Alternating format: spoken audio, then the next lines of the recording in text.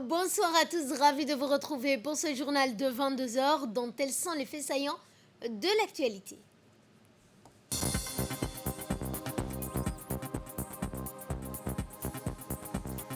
Et le Premier ministre Abdelkader Kamel Mohamed s'est rendu à Tadjoura, quatrième visite de travail dans le cadre de sa tournée régionale. Dans l'actualité également, distribution de moustiquaires imprégnés au profit des habitants d'Arhiba et de quartier 7.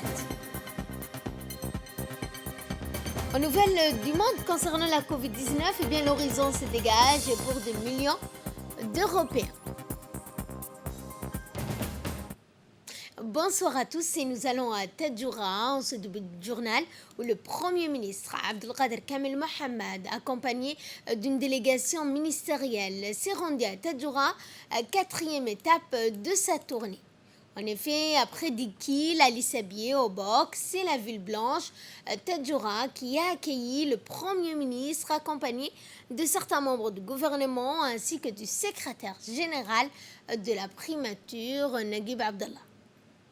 Ce déplacement intervient dans le cadre d'une tournée qu'il effectue depuis mardi dans les régions de l'intérieur, une visite de proximité qui s'inscrit dans le cadre de l'action gouvernementale.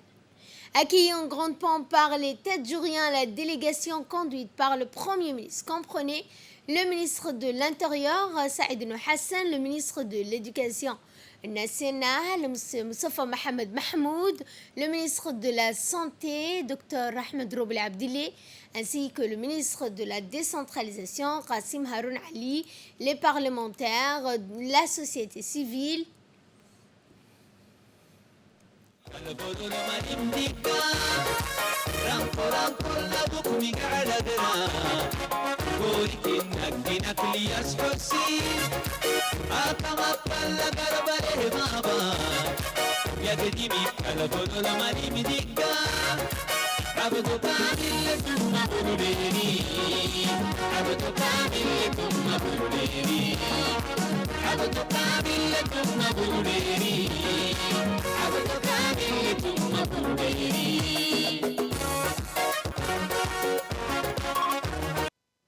Ensuite, cette même délégation s'est ensuite rendue au lycée technique de Tadjoura, où le Premier ministre Abdelkader Kamel Mohamed, accompagné des ministres, du secrétaire général de la primature Naguib Abdallah Kamel, ont rencontré les hauts cadres des services déconcentrés. Cela a été l'occasion de faire le point sur l'état d'avancement du processus de décentralisation, de s'enquérir de la situation de nos compatriotes vivant dans les régions de l'intérieur.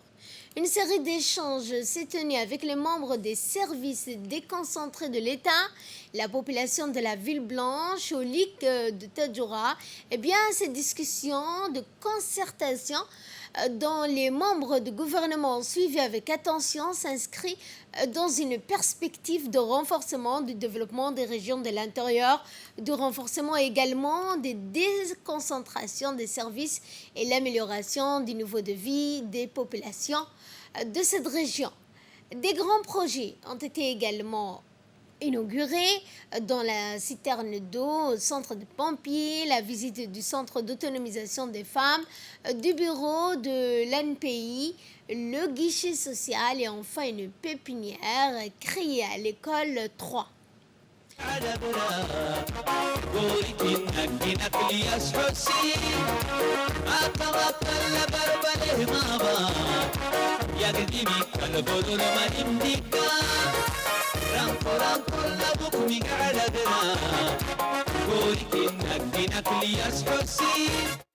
Les tournées dans les régions de l'intérieur du pays souscrivent à un double objectif. D'une part, il s'agit d'évaluer la déconcentration des services et la portée de l'action entérinée de ces centres et en même temps d'enregistrer directement les aspirations nouvelles de nos compatriotes vivant dans les régions de l'intérieur du pays. Eh bien, les régions de l'intérieur, afin d'éventuels recadrages, d'adoption de politiques conformes à leurs besoins réels et légitimes, nous y reviendrons en détail sur cette tournée du Premier ministre Abdelkader Kamel Mohamed dans nos éditions de demain. Je vous le disais dans les titres, le ministre de la Santé, Dr Ahmed Roblé Abdelli, et la chef de mission de l'OIM, Madame Stéphanie Davio, ont donc présidé une cérémonie de distribution de moustiquaires imprégnés à longue durée d'Action, les Milda, au profit des habitants d'Arhiba et de quartier 7. Ces deux quartiers jugés à haut risque palustre ont été ciblés par ces opérations de distribution de moustiquaires imprégnés qui constituent un pilier fondamental de la stratégie de lutte contre le paludisme en République de Djibouti. Outre ces opérations de distribution de moustiquaires vont s'étendre dans les quartiers de la capitale dans le cadre de ces activités préventives. Par ailleurs, le ministre de la Santé, Dr Ahmed Roblé Abdelli, a rappelé que tous les centres de santé, les polycliniques mènent déjà des activités de routine, notamment en offrant des moustiquaires imprégnés qui sont offerts gratuitement à toutes les femmes enceintes et les enfants de moins de 5 ans qui fréquentent nos structures sanitaires. Qui connaissent les risques, qui connaissent comment prévenir le paludisme. Ces personnes parlent diverses langues et vont distribuer au profit des migrants, mais également au profit de la population djiboutienne, des moustiquaires pour vous protéger du paludisme. Donc je tiens à remercier toutes les personnes avec lesquelles nous travaillons, à vous remercier vous pour avoir mobilisé la population pour être à nos côtés, et bien entendu à remercier le ministre de la Santé et les équipes du ministère avec lesquelles nous travaillons en étroite collaboration depuis déjà plusieurs années. Merci à tous et bonne campagne de prévention. En prenant la parole à son tour, le ministre de la Santé a indiqué, je le cite, « Les vastes opérations de distribution de moustiquaires interviennent périodiquement dans le cadre de la lutte contre le paludisme. Il s'agit d'activités de prévention que le ministère de la Santé mène chaque année à travers une campagne de porte-à-porte pour donner ces moustiquaires imprégnés aux ménages en priorisant notamment les femmes enceintes, les mères allaitantes et les enfants âgés de moins de 5 ans. Direction l'Algérie, où notre ambassadeur extraordinaire plénipotentiaire de la République de Djibouti en France, Aïd Moussaïd Yahya, a remis au président de la République algérienne les lettres de créance l'accréditant en qualité d'ambassadeur de la République de Djibouti en Algérie avec résidence en France. Lors d'une cérémonie, l'accréditant également deux autres ambassadeurs étaient accrédités, dont celui du Canada et des États-Unis d'Amérique.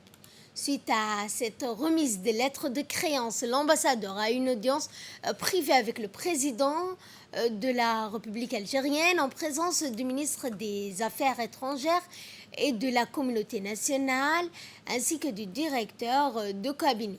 L'entretien a également porté sur les relations bilatérales ainsi que la situation régionale continentale, l'Afrique, le monde arabe, sans oublier le prochain sommet d'Alger prévu à l'automne 2022.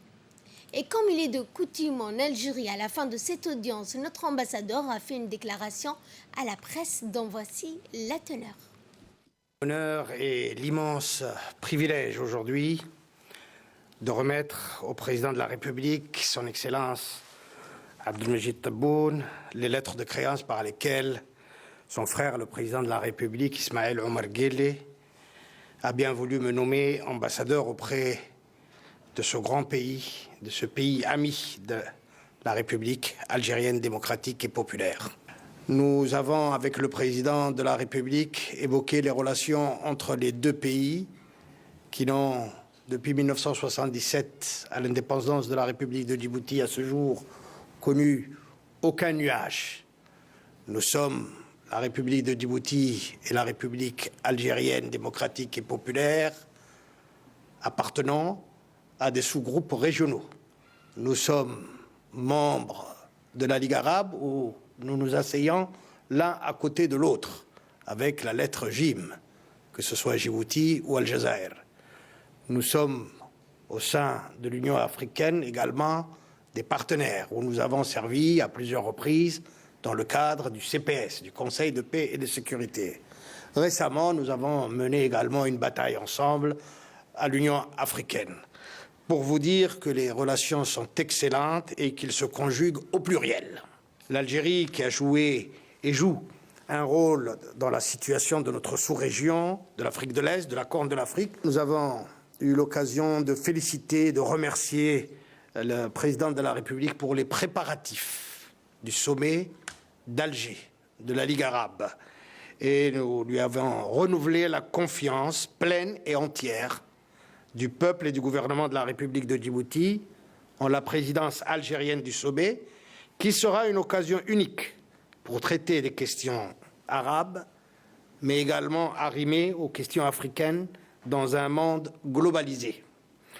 Enfin, nous avons tenu, au nom du président de la République, à remercier le président et son gouvernement pour avoir élevé la représentation diplomatique algérienne à Djibouti à un rang d'ambassade. Ceci prouve, si besoin en était, de la volonté réciproque des deux pays de mettre un coup d'accélérateur pour une meilleure visibilité. Autre remise de lettres de créance en Belgique, M. Aden Mohamed Dilleta a remis hier à Sa Majesté Philippe Roi des Belges ces lettres de créance l'accréditant en qualité d'ambassadeur extraordinaire et plénipotentiaire de la République de Djibouti auprès du Royaume de Belgique. La cérémonie officielle s'est déroulée au Palais Royal à Bruxelles, à l'issue de laquelle notre ambassadeur a eu un entretien privé avec le souverain qui l'a transmis également les salutations cordiales du président de la République, Ismaël Omar Guelleh. Pour sa part, Sa Majesté le roi Philippe a chargé le nouvel ambassadeur de transmettre ses salutations au chef de l'État Ismaël Omar Guelleh, lui a assuré qu'il trouvera en Belgique tout l'appui et l'assistance nécessaires à l'accomplissement de sa mission. En Arabie Saoudite, cette fois, signature à Jeddah d'un mémorandum d'entente entre le procureur général de Djibouti et le procureur général du Royaume d'Arabie Saoudite. La cérémonie de signature de ce mémorandum d'entente a réuni dans la ville de Jeddah le procureur général de la République de Djibouti, Jama' Suleiman, et le procureur général du Royaume d'Arabie Saoudite, Cheikh Saoud Ben Abdallah Al-Moujab. La signature de ce mémorandum, rappelons-le, s'inscrit dans le cadre du renforcement des relations de coopération entre les deux pays frères, amis, notamment dans le domaine de la justice. La République de Djibouti et le Royaume d'Arabie Saoudite entendent également par ce billet agir de concert dans le cadre de la lutte contre le terrorisme. Et retour à Djibouti où l'inspection de vie sociale et scolaire et l'équipe pédagogique du CM de Saad ont commémoré dimanche 6 février la journée internationale de tolérance zéro à l'égard des mutilations génitales féminines. Les mutilations génitales féminines sont considérées au niveau international comme étant une violation des droits des femmes, des filles, notamment de leur droit à la santé, à la sécurité, à l'intégrité physique, ainsi que leur droit à la vie lorsque ces pratiques ont des conséquences qui entraînent la mort. Des filles de 9e, de 8e année ont participé en masse à cette journée en disant non au MGF. Lors de cette cérémonie, les gestes barrières, le port de masque, la distanciation ont été respectés.